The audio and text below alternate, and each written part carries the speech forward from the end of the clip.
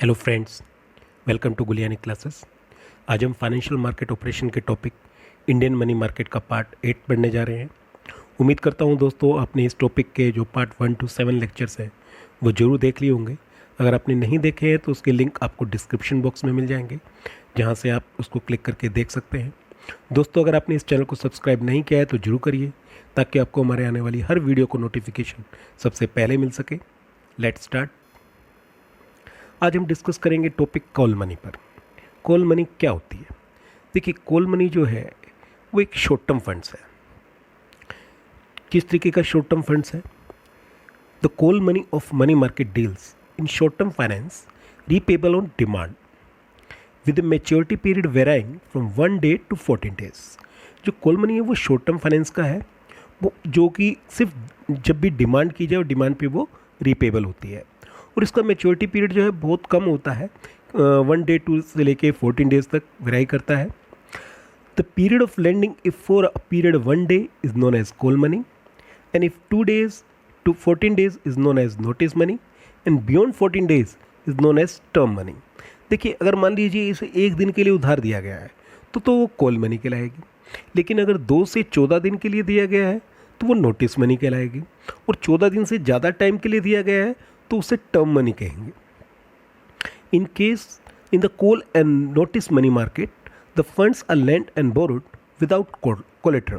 ये बहुत important features है कि जो भी मनी मार्केट के ट्रांजैक्शंस होते हैं उसके बदले में कोई भी सिक्योरिटी गिरवी नहीं रखी जाती, यानी कि विदाउट सिक्योरिटी से ये ट्रांजैक्शंस किए जाते हैं।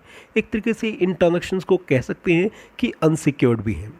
स्टूडेंट्स, एक बात जरूर ध्यान रखिएगा, वो क्या है कि जब हम डिफरेंस पेपर में पूछा जाए कि कॉल मनी और नोटिस मनी, तो हमें इसको देखना है कि कॉल मनी 1 डे के लिए है और नोटिस मनी 2 days से 14 days के लिए है।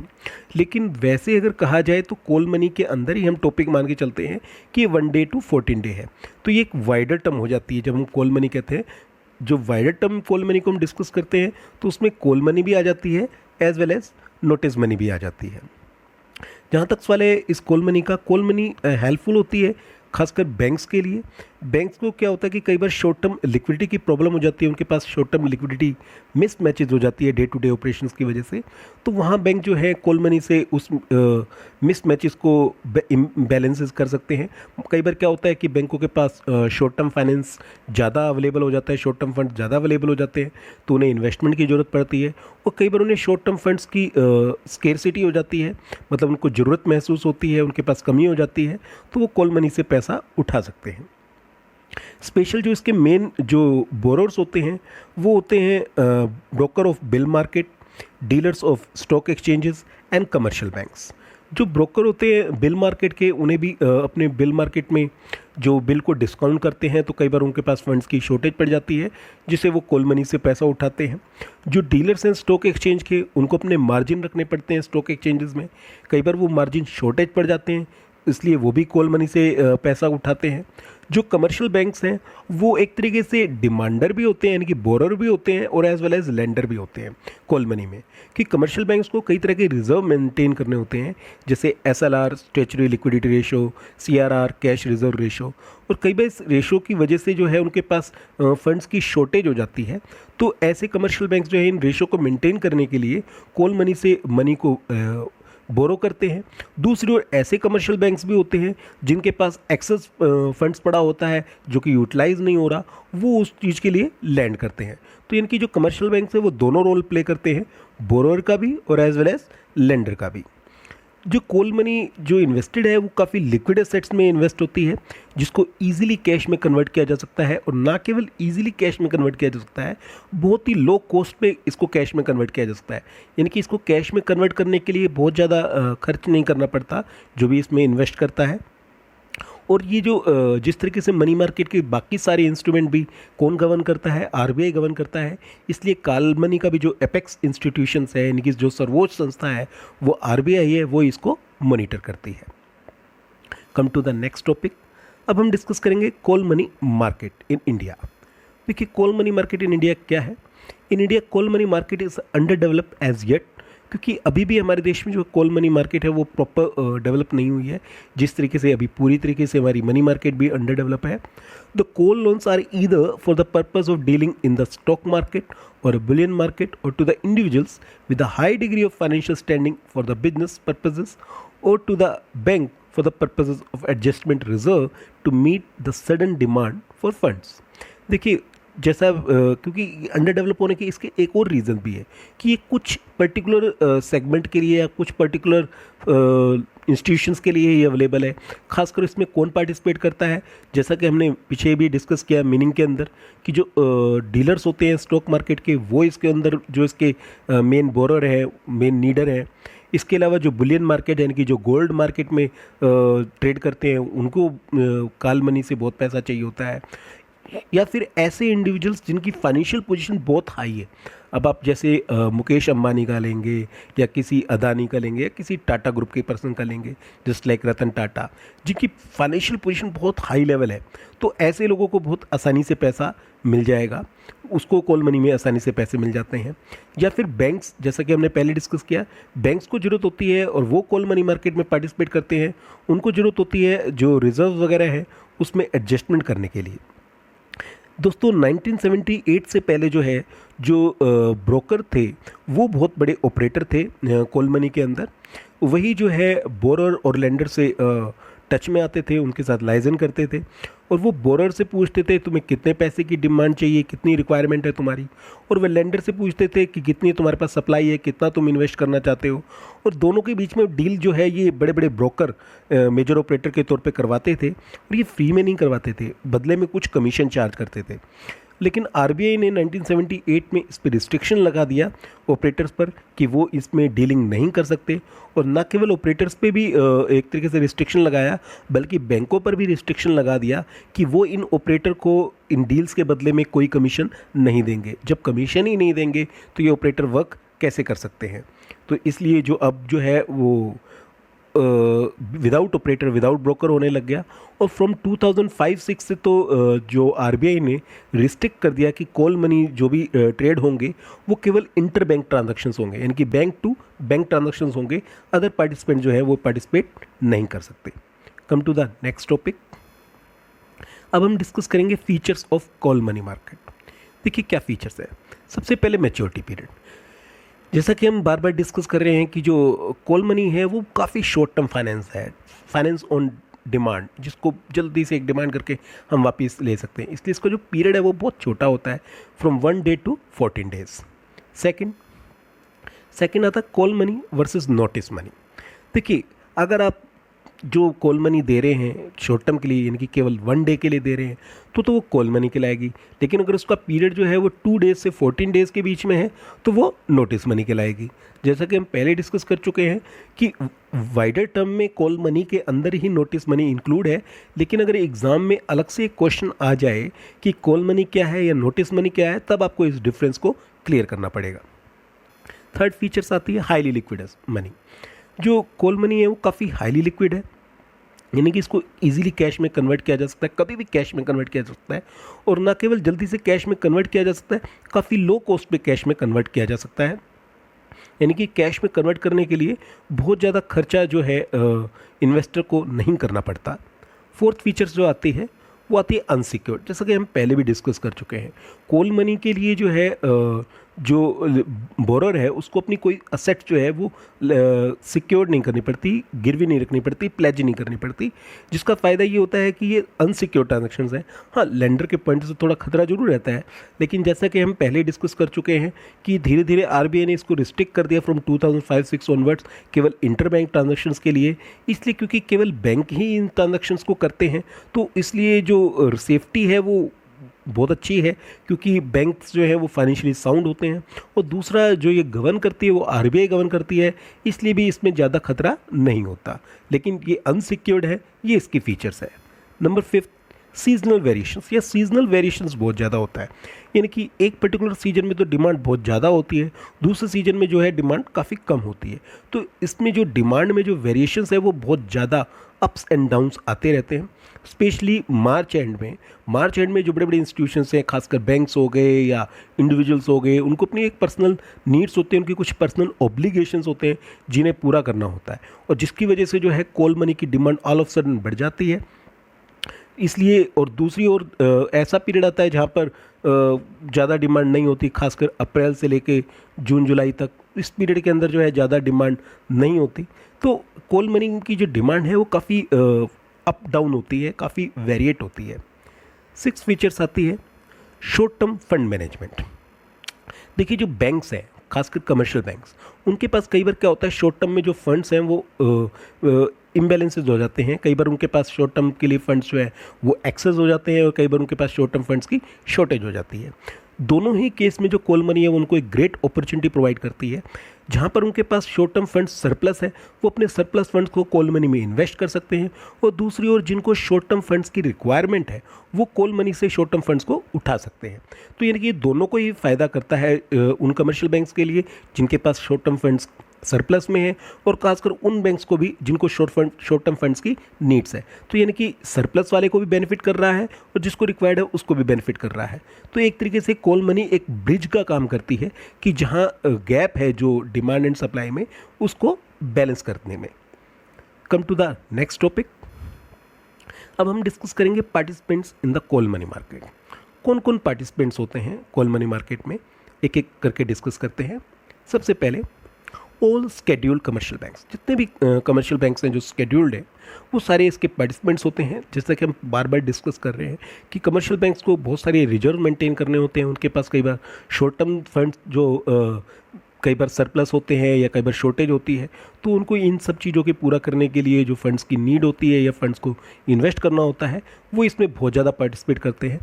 इसके अलावा नॉन स्केड्यूल कमर्शियल बैंक्स, यानी कि जो स्केड्यूल कमर्शियल बैंक्स नहीं है, जो स्केड्यूल लिस्ट में नहीं है, वो भी इसमें पार्टिसिपेट कर सकते हैं, और आलमोस्ट उनकी भी नीड्स जो है वो स्केड्यूल कमर्शियल बैंक्स की तरह ही होती है, यानी कि उन्हें भी डिफरेंट तरह के रिजर्व मेंटेन करने होते हैं, और एज वेल एज उनके पास भी कई बार शॉर्ट टर्म फंड सरप्लस या डेफिसिट की होती है, तो उसको पूरा करने के लिए वो कॉल मनी मार्केट में पार्टिसिपेट करते हैं।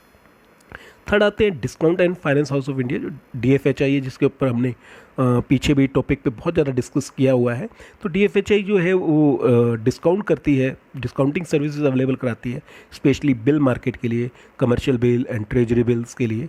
तो उसको भी फंड्स की कई बार बहुत ज़रूरत होती है। तो DFHI भी जो है वो कॉल मनी में मार्केट में पार्टिसिपेट करती है।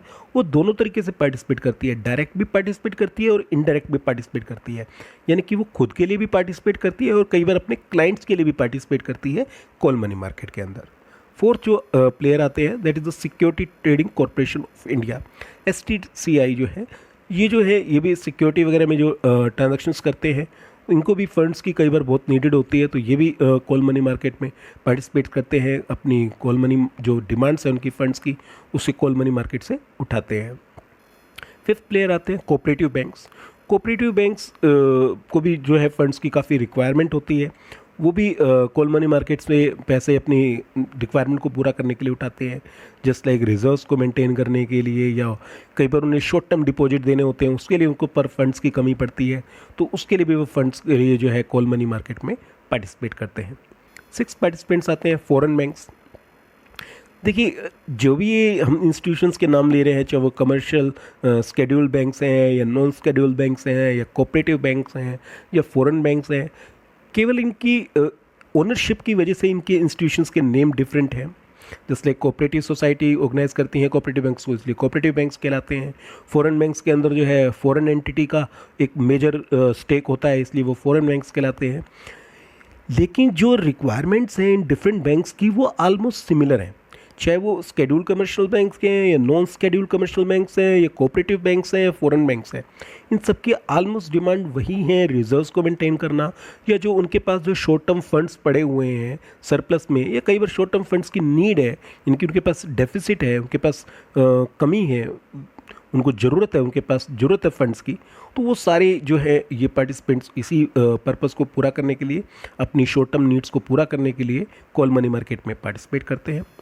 सेवन्थ आते हैं direct participation of term lending institutions like LIC, GIC, UTI, ये बड़े बड़े इंस्टीट्यूशंस हैं, इनके पास बहुत ज़्यादा फंड्स होते हैं, तो ये भी कॉल मनी मार्केट को काफ़ी लैंडिंग प्रोवाइड करते हैं। अब जस्ट लाइक LIC है, इसके पास बहुत ज़्यादा प्रीमियम आता है इंश्योरेंस पॉलिसीज़ का, तो इनके पास बहुत ज़्यादा फंड्स इकट्ठे हो जाते हैं, लेकिन उन्हें जो है वो फंड्स किसी प्रोडक्टिव मैनर में इन्वेस्ट करने होते हैं, क्योंकि जब तक वो इन्वेस्ट नहीं करेंगे तब तक वो अपने पॉलिसी होल्डर के लिए रिटर्न कहाँ से जनरेट करेंगे, क्योंकि जब तक वो रिटर्न जनरेट नहीं करेंगे तब तक वो जो है आसानी से नहीं दे सकते। तो उसके लिए ज़रूरी हो जाता है कि वो इस रिटर्न को अर्न करें, और वो अर्न करने के लिए जो है कॉल मनी मार्केट में पार्टिसिपेट करते हैं। इसी तरीके से GIC है, general insurance corporations, just like LIC तो लाइफ पॉलिसीज़ के लिए पार्टिसिपेट इंश्योरेंस करती है, GIC तो है वो जनरल इंश्योरेंस करती है अदर देन लाइफ, चाहे वो मोटर व्हीकल इंश्योरेंस है या मैरिन इंश्योरेंस है या हेल्थ इंश्योरेंस है, any other insurance other than life. तो इनके पास भी बहुत सारा प्रीमियम इकट्ठा होता है, ये भी अपने प्रीमियम के ऊपर इनको रिटर्न गेट करनी होती है, ताकि ये अपनी ये जो लायबिलिटीज़ है उसको टाइमली पूरा कर सके। इसी तरीके से UTI, unit trust of India, को भी अपनी पॉलिसी होल्डर्स के लिए और अपने इन्वेस्टर्स के लिए अर्निंग करनी होती है, तो ये भी कॉल मनी मार्केट में इन्वेस्ट करते हैं, लेंडिंग करते हैं। 8th आते हैं indirect participation by other term lending institutions such as IDBI, ICICI and IFCI। ये अदर इनडायरेक्ट पार्टिसिपेशंस हैं जो इनडायरेक्टली जो है पार्टिसिपेट करते हैं और कॉल मनी मार्केट में पैसा लगाते हैं, चाहे वो IDBI है, ICICI है, IFC है, ये बड़े बड़े फाइनेंशियल इंस्टीट्यूशंस हैं।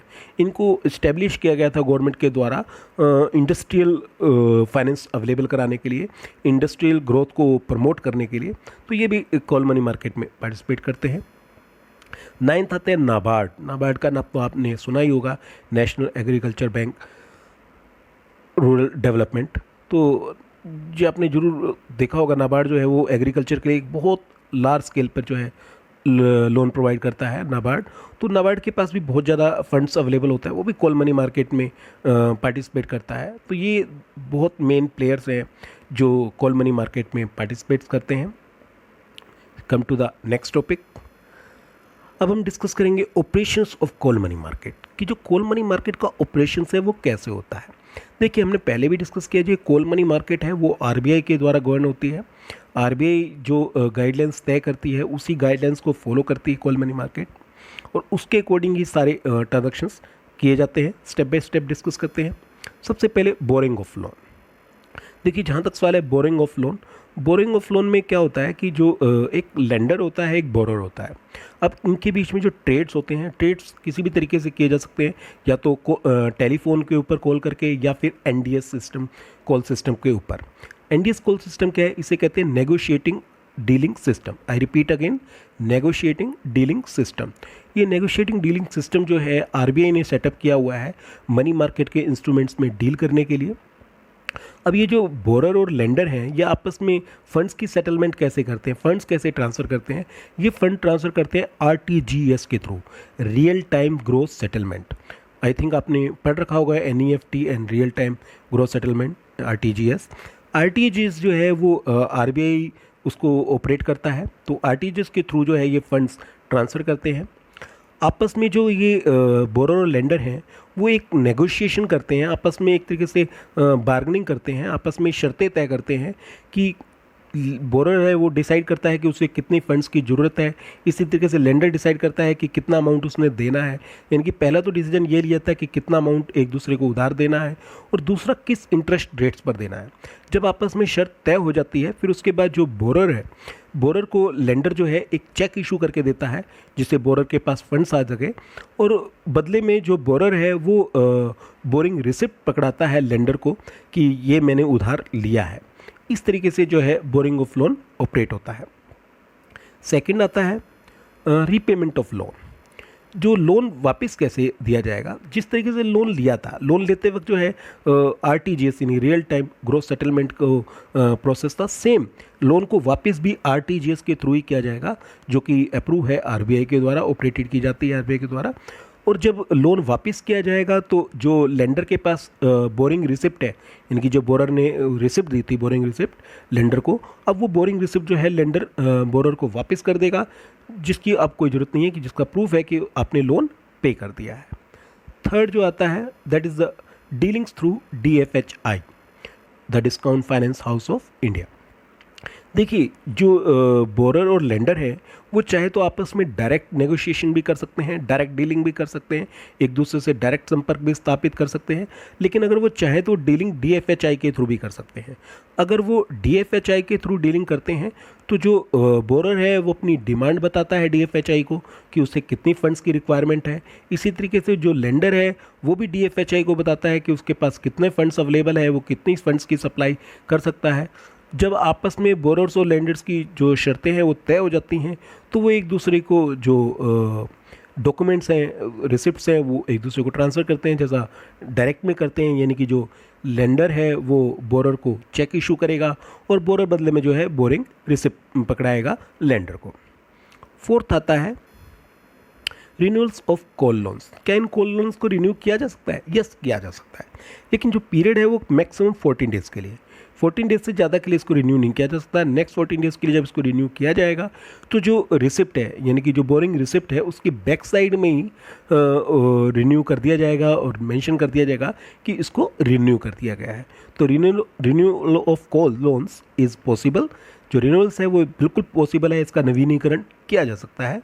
नंबर 5 आता है डीलिंग टाइमिंग्स। देखिए, डीलिंग टाइमिंग्स क्या है, किन टाइम में ये जो कॉल लोन या कॉल मार्केट वर्क करती है। जो इनकी डीलिंग टाइमिंग है वो शाम 5 बजे तक है, अप टू 5 PM तक ये डीलिंग्स चलती हैं on the weekdays, specially Monday to Friday. और जब सैटरडे होता है तो उस दिन जो डीलिंग टाइमिंग है वो शॉर्टेज है, वो 2:30 PM पे ओवर हो जाती है। अदर देन पब्लिक हॉलीडे, जिस दिन पब्लिक हॉलीडे होगा उस दिन कोई डीलिंग नहीं होगी। 6 आता है आपका रिपोर्टिंग ऑफ डीलिंग्स, कि डीलिंग्स की जो रिपोर्टिंग करनी है।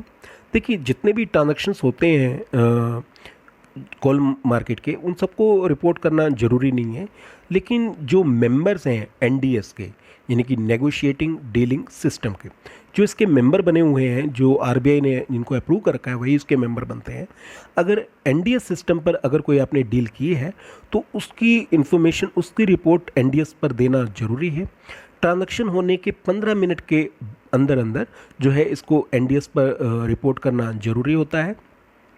और ये जो रिपोर्ट हर हाल में करना है, इसका कोई मैटर नहीं होता कि जो NDS का मेंबर है वो किसके साथ डील कर रहा है। ज़रूरी नहीं है कि वो जो डील कर रहा है, सामने वाला मेंबर है वो भी NDS का पार्ट होना चाहिए, या वो जो है कितने अमाउंट हो, ऐसा कोई ज़रूरी नहीं है। ज़्यादा अमाउंट है, स्मॉल अमाउंट है, हर हाल में जो है NDS पे उसको इन्फॉर्मेशन देनी ज़रूरी है।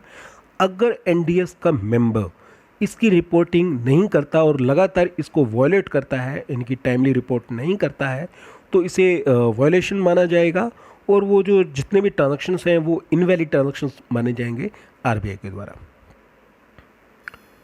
दोस्तों, रेफरेंस के तौर पे आप बुक कल्याणी पब्लिकेशंस की बुक शशि के गुप्ता एंड अदर्स पढ़ सकते हैं। इसी तरीके से आप VK पब्लिकेशंस की book Alok Goyal and others पढ़ सकते हैं। दोस्तों, इस चैनल को सब्सक्राइब करना मत भूलिएगा। अगर आपको ये वीडियो पसंद आई है तो इसको ज़रूर लाइक करिएगा, अपने दोस्तों के साथ शेयर करिएगा। और आज जो हमने टॉपिक डिस्कस किया इससे रिलेटेड कोई भी आपकी क्वेरी है उसे कमेंट बॉक्स में ज़रूर डालिएगा। आप हमें फॉलो कर सकते हैं हमारे फेसबुक चैनल गुलियानी क्लासेस पे, और आप अपनी क्वेरी हमें ईमेल भी कर सकते हैं guliyaniclasses@gmail.com पर। तो मिलते हैं दोस्तों नेक्स्ट वीडियो लेक्चर के साथ बहुत जल्दी। Thank you.